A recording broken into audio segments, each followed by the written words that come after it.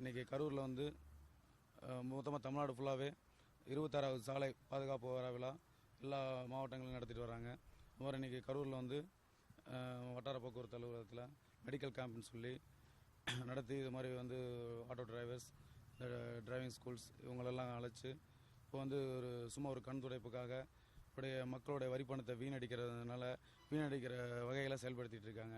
ஆனால் இதை வந்து முழுமையாக வந்து சாலை பாதுகாப்பு வார விழா அப்படிங்கிறது பொதுமக்கள் வந்து சாலைகளை எப்படி பயன்படுத்தணும், சாலைகளை எப்படி கடக்கணும், இந்த மாதிரி ஒரு விழிப்புணர்வு ஏற்படுத்தாமல் இந்த மாதிரி கண் துடைப்புக்காக மக்களோட வரி பணத்தை வீணடிக்கிற வகையில் இந்த மாதிரி வந்து சும்மா எந்த விதமான செக்கப்பும் சரியான செக்கப்போ எதுவுமே இல்லாமல் சும்மா ஒரு கண் துடைப்பாக இது பண்ணிகிட்டு இருக்காங்க.